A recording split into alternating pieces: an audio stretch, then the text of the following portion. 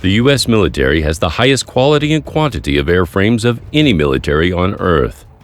The F-22 Raptor, for example, was the world's first fifth-generation fighter and remains one of the world's few fifth-generation fighters.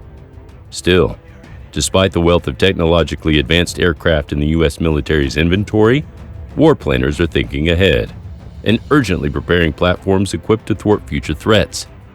In this video, we will discuss the U.S. Navy's 6th-generation fighter program and how it differs from the Air Force design.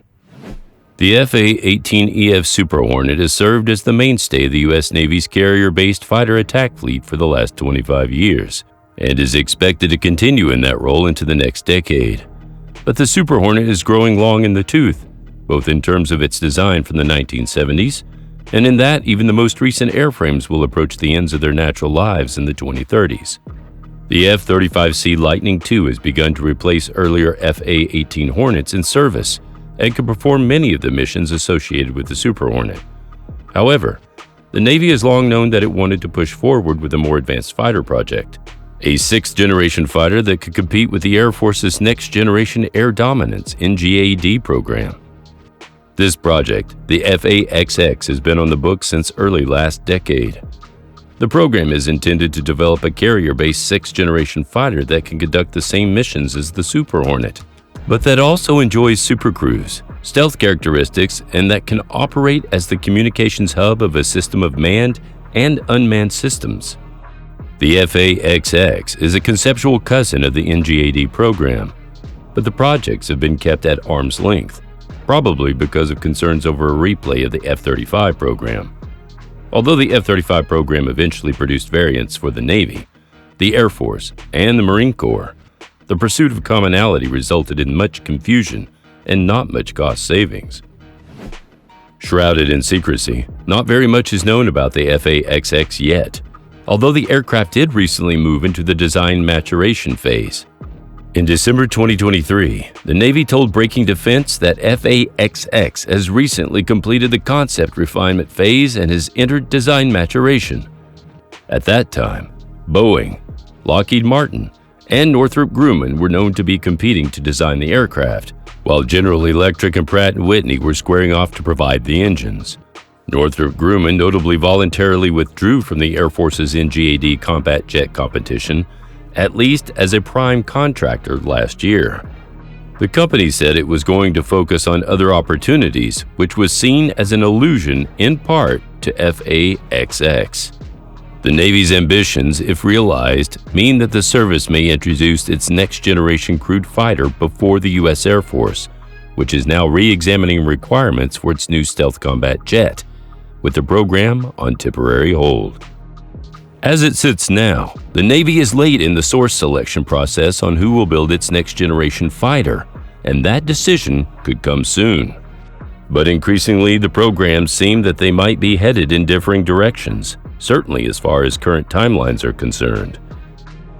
The Navy's 6th-generation fighter will have advanced sensors, advanced lethality, advanced range, and being able to integrate with manned and unmanned capabilities together, according to Chief of Naval Operations, CNO Admiral Lisa Franchetti, quoted in an article by Air and Space Forces magazine. Commander Mark Cochran explained during a Tailhook Symposium panel discussion that the Navy is prioritizing operational reach on top of operational capacity for the program, Aviation Week reported. This means a family of systems coupled with collaborative combat aircraft to counter advanced threats at long distances.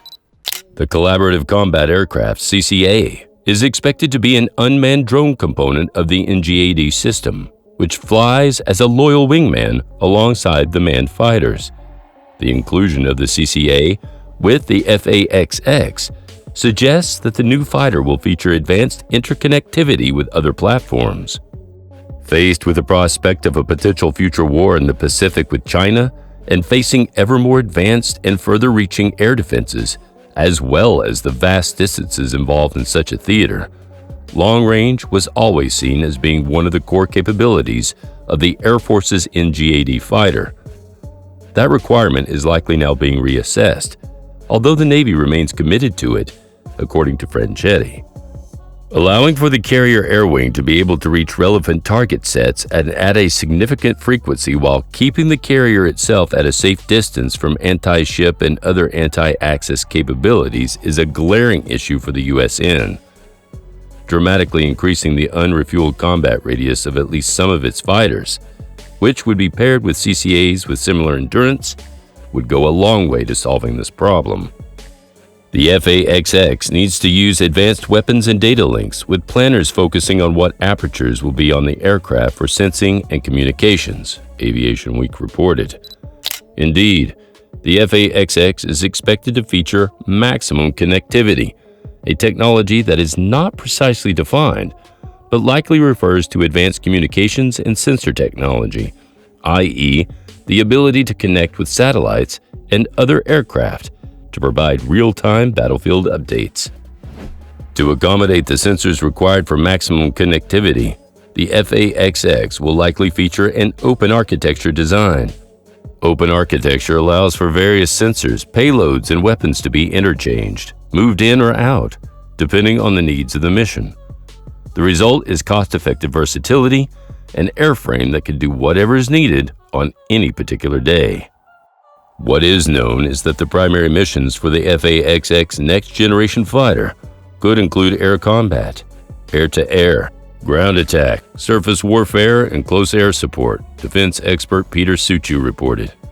Platform requirements include supercruise capabilities, as well as advanced next-generation stealth features, sensors, and radars with networking adaptability. Additional missions and capabilities include air-to-air refueling, reconnaissance, surveillance, and target acquisition, RSTA, and electronic warfare and countermeasures. Additionally, we can expect artificial intelligence and machine learning to be incorporated into the fighter, acting as a co-pilot for the manned aircraft and allowing the unmanned aerial systems to act independently, Suchu reported. In other words, the drones won't require constant directions from the manned aircraft. They'll follow orders, of course, but still show initiative. The CNO added that the service plans to place a contract in time for the new fighter to enter service in the 2030s.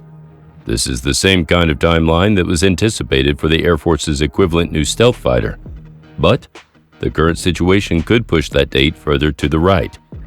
Exactly how the Air Force's NGAD fighter might be rescoped is unclear at this point, and elements of the design have always been a tightly guarded secret anyway. As it stands, however, the Air Force's NGAD program is under deep review, and there may be significant revisions to better reflect what the service wants or can afford out of its next fighter. Above all, this situation has been driven by the realization that the highly advanced aircraft might cost 3 times as much as a new F-35, upwards of $300 million per copy. The Air Force is now eyeing a far less expensive aircraft, coming in at roughly the same price as the F-35 or F-15EX does, at around $90 million to $100 million each. The Air Force must make a decision within the next few months on the future of NGAD to inform the service's fiscal 2026 budget. Secretary of the Air Force Frank Kendall is confident NGAD will go forward in some form, saying in July that we're still going to do a 6th-generation crewed aircraft. The Navy's F/A-XX has also not been free of financial woes. As reported back in the summer, the program's budget, which was already set to be truncated, could be cut even more severely in the next fiscal year. Members of the Senate are proposing to give the service nearly 90% less funding than it asked for to support continued work on the new carrier-based fighter. Black budgets also play a role in a program like this, too. Either program could potentially become the world's first 6th-generation fighter, but competition looms from rivals and allies alike. The British, alongside Italy and Japan, are working on the Global Combat Air Program, GCAP. The French, German, and Spanish are working on the Future Combat Air Systems, FCAS. Both the GCAP and FCAS aspire to produce the world's first 6th-generation fighter. And meanwhile, 6th-generation programs are understood to be underway in Russia, China, and Turkey. Naturally, the U.S. will strive to be the first to produce a 6th-generation fighter, and if precedent is any indication, the US is the clear favorite to be first. What are your thoughts on this? Let us know in the comments below. And if you enjoyed this video, don't forget to like, subscribe, and hit the notification bell for more updates on cutting-edge military technology.